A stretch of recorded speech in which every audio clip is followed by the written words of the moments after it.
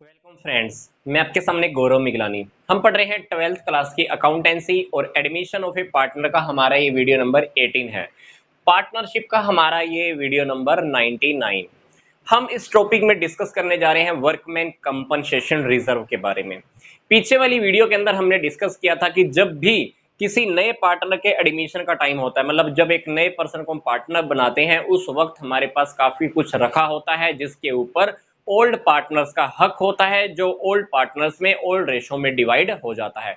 उसी में से ही एक आइटम है हमारी वर्कमैन कंपनसेशन रिजर्व। इसी की ही हमने यहाँ पर अभी अकाउंटिंग ट्रीटमेंट को सीखना है।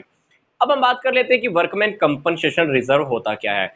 बेसिकली ये शो हम करते हैं लाइबिलिटी साइड के अंदर।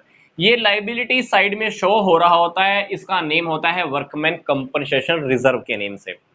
तो एक किस्म से किस लिए हम इसको क्रिएट करते हैं, ये क्रिएट होता है प्रॉफिट्स में से। फर्म में जितने भी प्रॉफिट होते हैं वो सारे के सारे प्रॉफिट हम पार्टनर्स में डिवाइड नहीं करते, उसमें से कुछ कुछ थोड़ा थोड़ा अमाउंट हर साल वर्कमैन कंपनसेशन रिजर्व में डालते रहते हैं। बनाने का टारगेट ये होता है कि वर्कमैन्स को, जो भी हमारे एम्प्लॉयज होते हैं, उनको हम कंपनसेट कर सकें। क्योंकि हमारे एम्प्लॉयज जो भी हमारी फैक्ट्री में या कंपनी में काम करते हैं, काफी रिस्क के ऊपर भी कभी कभी काम करते हैं। मशीनों को यूज करना, एक इलेक्ट्रिसिटी डिपार्टमेंट के अंदर लोग होते हैं, मशीन को यूज करते करते किसी के साथ कोई प्रॉब्लम हो गई, दुर्घटना हो गई, किसी को चोट लग गई, किसी को हॉस्पिटल लेके जाना पड़ा, काफी सारे खर्चे फर्म को एकदम से पे ना करने पड़े, सिर के ऊपर एकदम से हमारे ऊपर खर्चे का भार ना आ जाए, इसलिए हम हर साल क्या करते हैं, प्रॉफिट में से थोड़ा थोड़ा अमाउंट इकट्ठा करते रहते हैं। कहां पे डालते रहते हैं? वर्कमैन कंपनसेशन रिजर्व अकाउंट के अंदर। जब भी कोई हमारे ऊपर क्लेम होता है वर्कमैन को लेकर, कोई हमने खर्चा पे करना है, तो हम वो क्लेम कहां से कंप्लीट कर लेते हैं, कंपनसेट कर लेते हैं? वर्कमैन कंपनसेशन रिजर्व में से। क्योंकि वर्कमैन कंपनसेशन रिजर्व को बनाने का हमारा मेन टारगेट भी यही होता है कि अगर कोई वर्कमैन को चोट लगती है, किसी इंप्लॉय को चोट लगती है, तो वहां पे हमारा जो लॉस होगा या कोई एक्सपेंस होगा, उसको हम कहां से कंपनसेट कर लेंगे? इस अकाउंट में से कंपनसेट कर लेंगे। मैं आपको फिर से बता रहा हूं, वर्कमैन कंपनसेशन रिजर्व शो होता है लायबिलिटी साइड के अंदर। ठीक है, अब मान लीजिए workman compensation reserve liability side के अंदर 1 लाख रुपए का शो हमारे पास है। वर्कमैन कंपनसेशन रिजर्व अकाउंट के अंदर लायबिलिटी साइड के अंदर 1 लाख रुपए का अमाउंट है। मैं अब कुछ सिचुएशन क्रिएट कर रहा हूं। पहली सिचुएशन, मान लीजिए लायबिलिटी साइड के अंदर आपको ये शो किया हुआ है। पहली सिचुएशन, मान लीजिए आपके पास क्वेश्चन है और आपके पास कोई भी इंफॉर्मेशन और नहीं है कि हमने कोई वर्कमेंस के ऊपर कोई क्लेम देना है या नहीं देना है। नए पार्टनर के एडमिशन का टाइम हो रहा है। मान लीजिए क्वेश्चन को मैं भी थोड़ा सा क्रिएट कर रहा हूं। ए और बी हमारे पास पार्टनर है, रेशो है इनका 1:1। सी को हम नया पार्टनर बना रहे हैं 1/3 शेयर के लिए। अब हमारे सामने एक सिचुएशन है। क्या सिचुएशन है? ए और बी पार्टनर्स थे ओल्ड रेशो में 1:1 के अंदर। सी को हमने पार्टनर बनाया 1/3 शेयर के लिए। क्वेश्चन के अंदर हमारे पास लायबिलिटी साइड के अंदर वर्कमैन कंपनसेशन रिजर्व का अमाउंट 1 लाख है। ये सिचुएशन देने के बाद आपको सिचुएशन ये दे दी जाती है। सिचुएशन नंबर 1, हमारे पास वर्कमैन कंपनसेशन रिजर्व को लेकर, वर्कमैन कंपनसेशन क्लेम को लेकर कोई भी इंफॉर्मेशन नहीं है।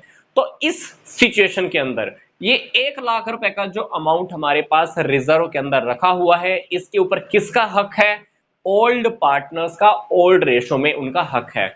तो हम क्या करेंगे? पहली सिचुएशन, जब हमारे पास वर्कमैन कंपनसेशन क्लेम को लेकर कोई भी इंफॉर्मेशन नहीं है, तो हम ये 1 लाख का 1 लाख अमाउंट ओल्ड पार्टनर्स में, ओल्ड रेशो में डिवाइड कर देंगे।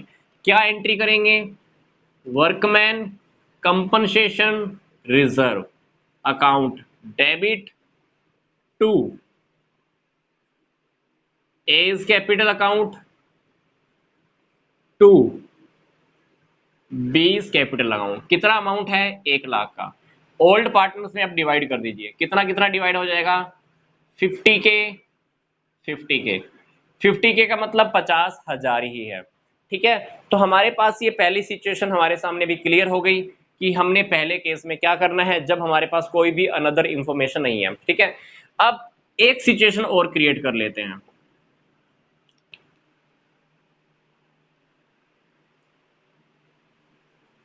मैं इस इंफॉर्मेशन को थोड़ा सा साइड में लिख देता हूं क्योंकि वहां पे हमारा स्पेस काम आने वाला है। सी को हमने 1/3, ठीक है, यही सिचुएशन मैंने यहां लिख दिया।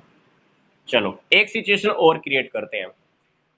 मान लीजिए क्वेश्चन के अंदर आपको बोल दिया जाए वर्कमैन कंपनसेशन रिजर्व हमारे पास दिया हुआ है 1 लाख, ये सिचुएशन प्लस आपको ये बोल दिया जाए वर्कमैन कंपनसेशन क्लेम आपको देना है मान लो 50,000 का। तो आप क्वेश्चन में क्या करोगे?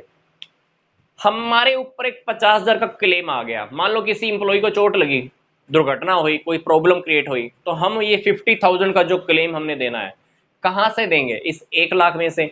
तो 1 लाख में से 50,000 तो कंप्लीट कर लो, बाकी का बच जाएगा 50,000, वो ओल्ड पार्टनर्स में ओल्ड रेशो में डिवाइड कर देना। तो अब इस सेकंड केस के अंदर हमको ट्रीटमेंट क्या करनी है? Workman compensation reserve account debit 1 lakh तो होगा ही होगा, ठीक है। अब इस 1 लाख में से हम क्या करेंगे? प्रोविजन बना देंगे, to provision for workman compensation claim. कितना अमाउंट का क्लेम बनाना है? 50,000 का। तो 50,000 आप इसमें क्रेडिट कर दो, बाकी का रह गया 25। 25 आप दोनों पार्टनर्स में डिवाइड कर देना, 25,000 ए का, 25,000 बी का। क्योंकि 1 लाख में से आप 50,000 का क्लेम कंप्लीट कर सकते हो, हमने कर दिया, बाकी का बच गया था 50,000, वो दोनों पार्टनर्स में हमने ओल्ड रेशो में डिवाइड कर दिया। तो सेकंड सिचुएशन के अकॉर्डिंग हमने क्लेम भी कवर कर लिया और बाकी का अमाउंट ओल्ड पार्टनर्स में डिवाइड भी कर दिया। चलो सिचुएशन नंबर 3 हम डिस्कस करके देखते हैं। सिचुएशन नंबर 3, मान लो हमारे पास वर्कमैन कंपनसेशन क्लेम आ गया 1 लाख रुपए का। तो इस केस में क्या करोगे बताओ? हमारे पास अमाउंट कितना रखा हुआ है रिजर्व के अंदर? 1 लाख। क्लेम कितने का आ गया? 1 लाख। तो पार्टनर्स में डिवाइड होने के लिए कुछ बचने ही नहीं वाला, तो हम क्या करेंगे इस केस में? Workman compensation reserve account debit 1 lakh. A और बी को कुछ नहीं मिलने वाला है फिलहाल, ये एंट्री हमको लिखने की जरूरत भी नहीं है, ये हम दोनों की दोनों एंट्री नहीं लिखने वाले। क्या करेंगे? बस ये लिख देंगे, सिर्फ ये डेबिट करना है और ये क्रेडिट करना है, ये हमको लिखने की जरूरत नहीं है। तो क्या एंट्री करेंगे? Workman compensation reserve account debit 1 lakh to provision for workman compensation claim account 1 lakh. ये हुई हमारी थर्ड सिचुएशन। चलो अब फोर्थ सिचुएशन हम क्रिएट करके देखते हैं। फोर्थ सिचुएशन के अंदर लो आपको मैं पूरा अच्छे से क्लियर कर देता हूं। थर्ड सिचुएशन के अंदर बस यही एंट्री होनी है। फोर्थ सिचुएशन देखते हैं। फोर्थ सिचुएशन के अंदर मान लो वर्कमैन कंपनसेशन क्लेम हमारे ऊपर आ गया 1.5 लाख का, जबकि हमने रिजर्व में कितना रखा हुआ था? 1 लाख। क्लेम कितना देना पड़ रहा है आपको? 1.5 लाख। आपको भी 50,000 फालतू देने पड़ेंगे। ये 50,000 आप कहां से अफोर्ड करोगे?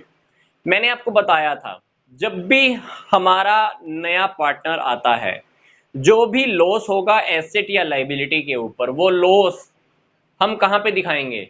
रीवैल्यूएशन अकाउंट की डेबिट साइड में। तो यहां पर 1 लाख हमारे पास अमाउंट है, 1,50,000 हमने पे करना है, तो बीच का डिफरेंस हो गया 50,000 रुपए, हमारे लिए एक लॉस है। कहां पे शो करेंगे हम? रीवैल्यूएशन अकाउंट की डेबिट साइड में। तो आप यहां पर लिख दीजिए वर्कमैन कंपनसेशन रिजर्व में से आप 1 लाख पूरा कीजिए, बाकी आप कहां से पूरा करेंगे? Revaluation account debit. कितना अमाउंट आपने रीवैल्यूएशन में डालना है? 50,000 रुपए। अल्टीमेटली हमारा जो यहाँ पे क्लेम है अभी वो 1.5 लाख का है। तो ये हमारी पहली जर्नल एंट्री हो जाएगी। फोर्थ केस के अंदर हमारी सबसे पहली जर्नल एंट्री ये होने वाली है, क्या? दिस वन डेबिट एंड इसको हमने क्रेडिट करना है। कंप्लीट हो गया। अब ये रीवैल्यूएशन अकाउंट में जो लॉस आया है 50,000 का, इस लॉस को हम क्या करेंगे? ओल्ड पार्टनर्स में ओल्ड रेशो में हम डिवाइड कर देंगे। ओल्ड रेशो 1:1, क्योंकि रीवैल्यूएशन अकाउंट पे जो भी प्रॉफिट आता है या लॉस आता है किस में डिवाइड हो जाता है? पार्टनर्स में डिवाइड हो जाता है। तो लॉस है, लॉस को आप ए और बी में डिवाइड कर दीजिए। लॉस जब भी हम डिवाइड करते हैं तो पार्टनर की कैपिटल अकाउंट क्या हो जाती है? डेबिट हो जाती है। ए कैपिटल अकाउंट डेबिट, बी का कैपिटल अकाउंट डेबिट। कितना अमाउंट है? 50,000। 25,000 इसका, 25,000 बी का। कौन से अकाउंट को हम खत्म करने की बात कर रहे हैं? Revaluation account. कितना अमाउंट है? 50,000। ठीक है। तो वर्कमैन कंपनसेशन रिजर्व को बनाने का हमारा टारगेट, इंप्लॉइज को, वर्कमैन्स को कंपनसेट करना। ठीक है। अगर कंपनसेट करने के लिए हमारे पास कोई क्लेम है ही नहीं, कोई प्रोविजन के लिए पैसा ही नहीं है, कोई प्रोविजन हमको बनाना ही नहीं है, तो वो अल्टीमेटली उसके ऊपर हक किसका होता है? इंप्लॉइज का नहीं होता है। ये वर्कमैन कंपनसेशन रिजर्व का पैसा अल्टीमेटली पार्टनर्स के प्रॉफिट में से बना होता है, इसलिए हम ये पार्टनर्स में ही डिवाइड कर देते हैं। इसलिए हमने क्या किया, इस क्वेश्चन में वर्कमैन कंपनसेशन रिजर्व के हमने चारों केसेस क्रिएट करके देखे और देखा अगर कोई क्लेम नहीं था तो पूरा का पूरा 1 लाख पार्टनर्स में डिवाइड हो गया। तो इसी प्रकार से हमने चारों की चारों सिचुएशन क्रिएट की, जो कि आपके क्वेश्चंस में आपको करने को मिल सकती है। Employees provident fund and workman compensation reserve दोनों के अंदर फर्क होता है। इंप्लॉइज प्रोविडेंट फंड के अंदर जो पैसा होता है ना, वो इंप्लॉयर और इंप्लॉई मिलकर रखते हैं। इंप्लॉई का किया गया कंट्रीब्यूट है, तो इंप्लॉई ने जो पैसा दिया है ना इंप्लॉइज प्रोविडेंट फंड के अंदर, तो इंप्लॉइज प्रोविडेंट फंड के ऊपर पार्टनर्स का कभी भी हक नहीं होता है। वो employees provident fund partners divide नहीं कर सकते हैं। तो क्वेश्चन में आपको कहीं पर भी इंप्लॉई प्रोविडेंट फंड मिल जाए आपको, तो आप पार्टनर्स में डिवाइड नहीं कर सकते हो, क्योंकि इंप्लॉई प्रोविडेंट फंड बिजनेस के लिए एक प्योर लाइबिलिटी होती है, जिसके ऊपर पार्टनर्स का कोई हक नहीं होता है। ठीक है। तो ये हमको वीडियोस में आगे वाले टॉपिक्स में थोड़ा सा ध्यान रखना है। मिलते हैं नेक्स्ट वीडियो में इन्वेस्टमेंट फ्लक्चुएटिंग रिजर्व के साथ। यहां तक का वीडियो देखने के लिए आपका धन्यवाद।